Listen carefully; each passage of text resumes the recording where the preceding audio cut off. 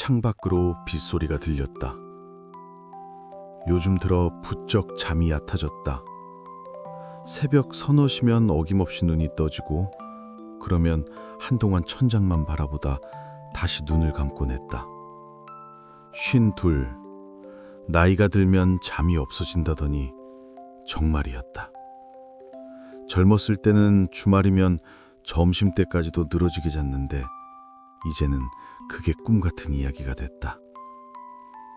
그날 밤도 그랬다. 자정을 넘겨 겨우 잠이 들었는데 얼마 지나지 않아 또 눈이 떠졌다.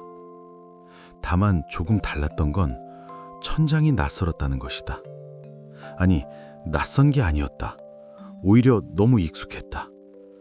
갈라진 틈 사이로 희미하게 보이는 목재석 가래, 형광등 대신 달려있던 백열전구, 그리고 코끝을 스치는 오래된 나무와 연탄 냉새. 나는 벌떡 일어나 앉았다. 좁은 방이었다. 낡은 이불, 구석에 쌓인 교과서들, 그리고 벽에 걸린 조용필 달력. 달력에는 빨간 글씨로 1987년이라고 적혀 있었다. 심장이 빠르게 뛰기 시작했다. 문이 열리며 익숙한 목소리가 들려왔다. 민호야, 밥 먹어라. 나는 고개를 돌렸다. 문 앞에 서 있는 사람을 보았다. 젊은 어머니였다. 아직 흰머리 하나 없는 30대 중반의 어머니. 내 기억 속에서 이미 오래전에 흐릿해진 얼굴이 거기 있었다. 왜 그래? 어디 아프니? 나는 아무 말도 할 수 없었다. 그저 그 얼굴을 바라보다가 나도 모르게 눈물이 흘렀다. 엄마. 어머니는 놀란 표정으로 다가와 내 이마에 손을 얹었다. 열은 없는데 무슨 꿈이라도 꿨어? 나는 고개를 끄덕였다. 꿈이라면 좋겠다고 생각했지만 어머니의 손이 너무 따뜻했다. 너무 생생했다. 씻고 나와. 아버지 오늘 가게 처음 여는 날이야. 다 같이 가봐야지. 가게. 그 단어에 정신이 번쩍 들었다. 1987년. 아버지가 처음 가게를 연 해. 종로 뒷골목에 작은 철물점을 냈던 그 해. 나는 22살이었다. 아니, 지금의 나는 52이지만 거울 속에 비친 얼굴은 22의 내가 맞았다. 아버지의 가게는 정말 작았다. 지금 기억 속에서는 그래도 꽤 번듯했던 것 같았는데 막상 다시 보니 10평도 안 되는 좁은 공간이었다. 망치, 못, 톱 같은 것들이 빽빽하게 진열되어 있었고 아버지는 그 사이에서 연신 물건을 정리하고 계셨다. 왔어? 아버지는 고개도 돌리지 않고 말씀하셨다. 무뚝뚝한 그 말투가 익숙하면서도 낯설었다. 52의 나는 이미 아버지를 떠나보냈다. 5년 전 병원에서 마지막을 함께했다. 그때 아버지는 내 손을 잡고 뭔가 말씀하시려 했는데 끝내 듣지 못했다. 숨이 먼저 멎었다. 그런데 지금 젊은 아버지가 내 앞에 서 계셨다. 40 초반, 아직 허리도 꼿꼿하고 눈빛도 살아있는 아버지. 뭘 그렇게 봐? 아니요. 나는 황급히 시선을 돌렸다. 어색하게 진열대 사이를 서성이며 물건들을 구경하는 척했다. 어머니가 도시락을 풀며 말했다. 아이고, 첫날이라고 손님이 막 올 줄 알아? 천천히 해요. 손님이 와야 밥을 먹지.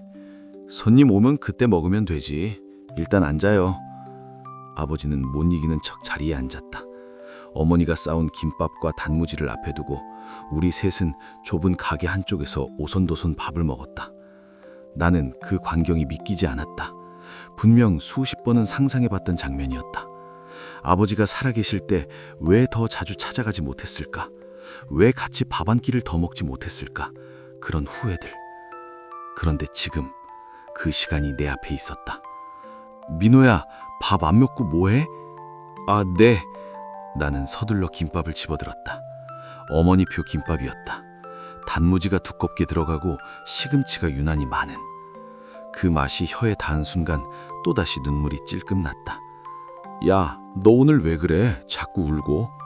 아버지가 인상을 쓰며 말했다. 나는 억지로 웃으며 대답했다. 그냥 감기 기운이 있나 봐요. 첫 손님이 온 건 오후 2시쯤이었다. 동네에서 구멍가게를 하는 아주머니였는데 못을 한 봉지 사갔다.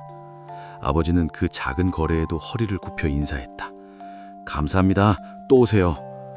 손님이 나가고 아버지는 멀뚱히 서서 빈 거리를 바라보셨다. 잘 될까? 아버지가 혼잣말처럼 중얼거렸다. 그 목소리에는 불안이 묻어 있었다. 나는 알고 있었다. 이 가게가 어떻게 될지. 처음 몇 년은 힘들었다. 손님도 별로 없고 수입도 불안정해서 어머니가 식당을 일 나가신 적도 있었다. 하지만 90년대 들어 조금씩 자리를 잡았고 아버지는 묵묵히 이 가게를 지켰다. 그런데 문제는 1997년이었다.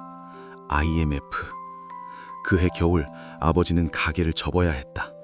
외상값을 떼이고 거래처가 부도나고 밀린 월세를 감당하지 못했다. 아버지는 그 후로 몇 년간 폐인처럼 지내셨다. 나는 그때 대학을 갓 졸업하고 취직한 상태였는데 아버지를 도와드리지 못했다. 바빴다는 핑계로, 내 앞가림하기도 힘들다는 핑계로. 지금 생각하면 그게 가장 후회되는 일이었다. 아버지, 네? 그 가게 운영하시면서 외상은 안 하시는 게 좋을 것 같아요. 아버지가 고개를 돌려 나를 쳐다보았다. 뭔 소리야 갑자기? 그냥 요즘 경기가 안 좋잖아요. 외상 줬다가 못 받으면 힘들어지니까요. 아버지의 눈빛이 묘하게 변했다. 네가 장사를 해봤어? 아니요. 근데 아는 것도 없는데 왜 참견이야? 단호한 목소리였다. 나는 더 말을 잇지 못하고 입을 다물었다. 그래, 22살짜리 아들이 갑자기 이런 말을 하면 이상하게 들릴 수밖에 없다. 며칠이 지났다. 나는 아직 돌아가지 못하고 있었다. 아니, 돌아갈 수 있는 건지조차 알 수 없었다. 매일 아침 눈을 뜰 때마다 오늘은 돌아가 있겠지 생각했는데 여전히 1987년이었다. 그래서 나는 생각을 바꿨다. 어차피 여기 있는 거라면 할 수 있는 걸 해보자고. 낮에는 아버지 가게에서 일을 도왔다. 물건 정리도 하고 손님 응대도 하고 배달도 다녔다. 아버지는 처음에 의아해하셨지만 며칠 지나니 은근히 좋아하시는 눈치였다. 네가 장사에 소질이 있었네. 어느 날 저녁에 가게 문을 닫으며 아버지가 말씀하셨다. 그냥 아버지 도와드리고 싶어서요. 대학 안 가도 되겠다. 그건 좀... 농담처럼 웃으며 대화를 나눴다. 아버지와 이렇게 편하게 이야기한 게 얼마나 됐는지 모르겠다. 52의 삶에서 아버지는 늘 멀게 느껴지는 분이었다. 말이 없고 표현이 없고 가끔은 차갑게 느껴지기도 했다. 아버지가 돌아가시고 나서야 그게 사랑의 다른 표현이었다는 걸 알았다. 지금은 달랐다. 지금의 나는 안다. 그래서 기다릴 수 있다. 무뚝뚝한 말 뒤에 숨겨진 마음을 읽을 수 있다. 어느 날 밤이었다. 가게 정리를 마치고 집으로 돌아가는 길, 아버지가 갑자기 말을 꺼내셨다. 민호야, 네? 너 요즘 달라진 것 같아. 심장이 덜컥 내려앉았다. 무슨 말씀이세요? 모르겠어. 그냥 느낌이야. 예전엔 맨날 친구들이랑 놀러 다니기 바빴는데 요즘은 가게 일도 열심히 하고. 아버지가 잠시 멈추다가 말을 이었다. 고맙다. 짧은 말이었다. 하지만 나는 그 말이 아버지에게 얼마나 어려운 말인지 알고 있었다. 평생 고맙다는 말 한 번 안 하시던 분이다. 아버지야말로 고생 많으세요. 뭘 먹고 살려면 해야지. 아버지는 툭 던지듯 말하고 앞서 걸어가셨다. 나는 그 뒷모습을 바라보며 걸었다. 아직 곳곳한 어깨, 빠른 걸음. 5년 전 병원에서 보았던 마른 등과는 너무 달랐다. 이번엔 지켜드릴게요. 나는 속으로 다짐했다. 시간이 흘러 계절이 바뀌었다. 봄이 가고 여름이 왔다. 가게는 조금씩 자리를 잡고 있었다. 단골 손님도 생기고 입소문도 나기 시작했다. 아버지의 얼굴에도 여유가 생겼다. 나는 그 사이에 조금씩 준비를 했다. 1997년, 아직 10년이나 남았지만 그때를 대비해야 했다. 아버지, 이거 한번 보세요. 어느 날 저녁에 나는 공책 하나를 내밀었다. 거기에는 내가 정리한 내용들이 적혀 있었다. 외상 거래 관리, 비상금 마련, 거래처 분산. 경영학 책에서 본 것들과 내가 52살까지 살면서 배운 것들을 정리한 것이었다. 아버지는 공책을 펼쳐보시다가 고개를 갸웃하셨다. 이게 뭐야? 그냥 제가 공부하다가 정리한 건데 가게 운영에 도움이 될 것 같아서요. 네가 이런 걸 언제 공부했어? 도서관에서요. 거짓말이었다. 하지만 아버지는 더 묻지 않으셨다. 한참 동안 공책을 들여다보시다가 말씀하셨다. 비상금은 그래, 맞는 말이야. 모아둬야지. 네, 그리고 외상은 정말 조심하셔야 해요. 아무리 친한 사람이라도. 알았어. 아버지는 손을 내저었지만 표정은 진지했다. 공책을 접어서 주머니에 넣으셨다. 그해 가을 예상치 못한 일이 생겼다. 아버지의 친구분이 가게에 찾아오셨다. 어릴 때 몇 번 뵌 적 있는 아버지와 고향 친구라는 분이었다. 동수야, 나 좀 도와줘라. 사연은 이랬다. 사업을 하다가 자금이 급하게 필요한데 은행에서 대출이 안 나온다고 했다. 그러니 아버지가 보증을 서달라는 것이었다. 나는 옆에서 듣다가 심장이 얼어붙은 것 같았다. 보증, 그거였다. 원래 역사에서 아버지는 이 보증을 서주셨다. 그리고 몇 년 뒤 그 친구분 사업이 망하면서 아버지도 함께 휘청거렸다. 형, 나 이번만 도와줘. 딱 1년이면 돼. 글쎄. 아버지가 망설이는 게 보였다. 의리를 중요하게 생각하시는 분이라 거절하기 어려우셨을 것이다. 나는 더 이상 가만히 있을 수 없었다. 아버지, 왜? 저 잠깐 밖에 나가서 얘기 좀 할 수 있을까요? 아버지는 의아한 표정을 지으셨지만 자리에서 일어나셨다. 가게 밖으로 나와서 나는 조심스럽게 말을 꺼냈다. 아버지, 보증 서시면 안 돼요. 뭐? 저분 사업이 잘 안 될 것 같아요. 야, 네가 뭘 안다고? 그냥 느낌이에요. 제발 이번만 제 말 들어주세요. 아버지의 눈빛이 날카로워졌다. 민호야, 저 사람은 내 30년 지기 친구야. 어렸을 때부터 같이 자란 사람이고. 알아요. 근데 뭐? 나는 입술을 깨물었다. 미래에서 왔다고 말할 수는 없었다. 미쳤다고 생각하실 게 뻔했다. 아버지 가게 힘들게 키우셨잖아요. 혹시라도 일이 잘못되면 그동안 고생한 게 다 물거품이 될 수도 있어요. 저분 도와드리는 게 아니에요. 현금으로 조금 빌려드리는 건 괜찮아요. 근데 보증은 제발요. 아버지는 한참 동안 말이 없으셨다. 나는 그 침묵이 두려웠다. 화를 내실 줄 알았다. 친구 문제에 끼어들지 말라고 호통을 치실 줄 알았다. 그런데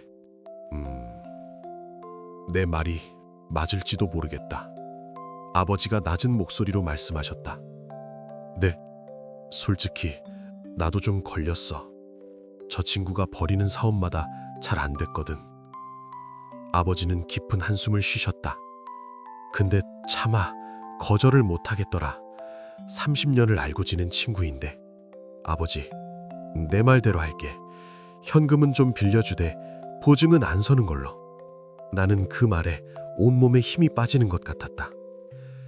감사합니다, 아버지. 뭘, 네가 옳은 말을 한 건데. 아버지는 쓸쓸하게 웃으며 다시 가게 안으로 들어가셨다. 그날 이후로 나는 조금씩 안심이 됐다. 물론 아직 10년이나 남았고 IMF가 닥치면 어떻게 될지 장담할 수 없었다. 하지만 적어도 보증 문제는 막았다. 가장 큰 구멍 하나는 메운 것이다. 가게는 계속 잘 됐다. 아버지는 내가 정리한 공책을 가끔 꺼내보셨고 외상도 줄이고 비상금도 차곡차곡 모으셨다. 어느덧 1년이 지났다. 1988년이 됐다. 그리고 그해 여름 이상한 일이 일어났다. 어느 날 밤 잠자리에 들었는데 꿈을 꾸었다. 꿈속에서 나는 병원에 있었다. 5년 전 아버지가 돌아가시던 그 병원. 아버지가 침대에 누워 계셨다. 마르고 핏기 없는 얼굴. 그런데 눈은 맑았다. 민호야, 아버지 고마웠어. 네? 내가 와줘서 고마웠어. 아버지의 입술이 달싹거렸다. 뭔가 더 말씀하시려는 것 같았다. 아버지, 무슨 말씀이세요? 저 여기 있잖아요. 알아. 아버지가 희미하게 웃으셨다. 이제 돌아가도 돼. 네? 다 괜찮아. 이제 아버지의 목소리가 점점 멀어지고 있었다. 아니, 내가 점점 멀어지고 있었다. 아버지! 아버지! 나는 소리쳤다. 하지만 손을 뻗어도 닿지 않았다. 시야가 하얗게 변하고 모든 것이 사라져갔다. 눈을 떴다. 익숙한 천장이 보였다. 현대식 LED 조명, 에어컨 리모컨, 스마트폰 충전기. 나는 벌떡 일어나 앉았다. 내 방이었다. 2026년 내가 살던 아파트. 꿈이었을까? 손을 내려다보았다. 주름진 손, 52의 손이었다. 진짜 돌아온 것이다. 한참 동안 멍하니 앉아 있다가 나는 휴대폰을 집어들었다. 통화 기록을 뒤졌다. 누나에게 전화를 걸었다. 여보세요? 누나야, 나야. 민호야. 웬일이야, 아침부터. 누나, 아버지 가게 어떻게 됐었지? 응? 갑자기 왜? 그냥 갑자기 생각나서. 전화기 너머로 누나가 잠시 뜸을 들이더니 대답했다. 아버지 가게? IMF 때 힘들긴 했는데 그래도 버텼잖아. 외상도 별로 안 주시고 비상금 모아두신 것도 있어서 2000년대 들어 오히려 더 잘 됐었고. 진짜? 야, 너 왜 그래? 아버지 돌아가시고 나서 정리하면서 얘기했잖아. 아버지가 경영공책 같은 것도 가지고 계셨다고. 경영공책. 내가 드렸던 그 공책. 근데 그게 신기하더라.